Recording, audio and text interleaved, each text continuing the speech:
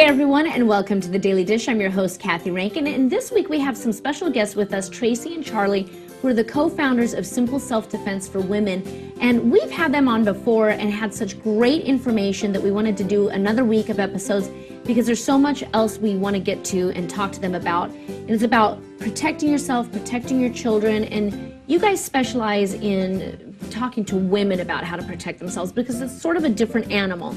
So tell me real quickly a little bit about your approach, and then we're going to talk specifically about what to do if you're approached in a parking lot, which I'm imagining is a common question. Yeah. Yes, absolutely. So our approach, again, is that we want you to be able to escape. We don't want women to fight. Women don't have time to learn. There are women that want to do that, but we want you to be able to escape. We want it to be a common theme where you learn to get away, put space between you and a potential attacker, and protect yourself and your children. This improves your odds of survival. By knowing these techniques, the things that we're talking about, helps improve your odds of surviving an attack. That's a great point that he makes, because there is nothing that's ever going to be a guarantee in life, Right. as far as your safety goes, but being aware and being prepared is certainly key. Well, and you bring the female perspective to it, and you have 30 years of martial arts experience. Right. So you guys really take a lot of that, but boil it down into real life situations. So talk about when we do Christmas shopping and you're in these big crowded parking lots, or you're just parking your car at dinner or something. I think women fear this a lot, getting into their car and Right. somebody's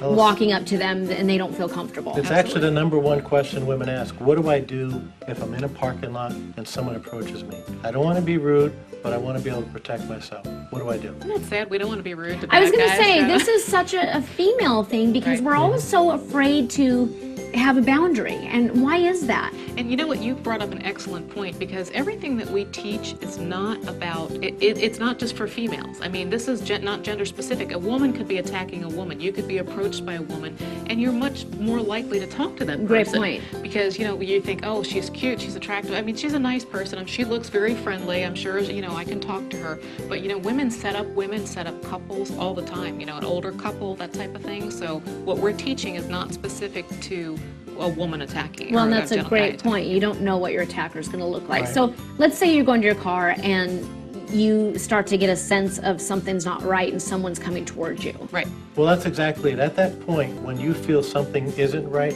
the number one rule really is keep your distance. Okay. And we're going to show you the technique on how to keep distance between you and that potential attacker. Okay. And normally we're in a close proximity. Normally, Right. as soon as you started to feel uncomfortable, you would do this. So you already feel like that rush of adrenaline, like something's not right. So- What do you do to that person? So the person is going to be coming, let's say someone is walking towards you and you don't feel comfortable for whatever reason. So what we're going to ask you to do is put your hand in front of you at the person's eye level. Now we're very close, don't let somebody get that close to you, but for discussion purposes, we want to have the hand out. So it So would whether be- it's 5 feet, 10 feet away, wherever you're comfortable, you put the hand up and you put it at the person's eye level. So you'd be putting it at my eye level if I was the potential bad guy. Now what you want to say is up to you. We don't give you a script because we want to keep it simple, whatever you're comfortable saying. You want to say, excuse me, can I help you? What do you want? Please don't come any closer. And now if I'm a good guy, put your hand up for a second. If I'm a good guy, and I'm going to walk away and say, I'm sorry, I didn't mean to startle you, ma'am, and I'll walk away. But if I'm a bad guy, if I keep coming at you, I'm not going to tell you in 10 seconds or in 3 seconds I'm going to grab you, choke you, and throw you in the car, right? Yeah, So- that's Right. pretty much. They're not going to tell you that, right? Right. So that's, you're putting your hand up now tells that bad guy, hey, this person isn't such an easy victim. Now, one last question. If you do the hand thing and somebody's approaching you and they don't stop, then what? Then you got to know the other moves we were showing you in the other episodes. What Right. to do if you are attacked. If you're Okay, grabbed, great. things So like that. that's when you know that you're going to have to actually This is preventative. use more force. Yeah. Right. Well, great information. We're going to have Charlie and Tracy back to talk about some more really good tips for effective protection of you and your family. And guys, I'm so glad you're back with us this week. I know it's going to be a lot of fun. We'll see you guys again on the next Daily Dish.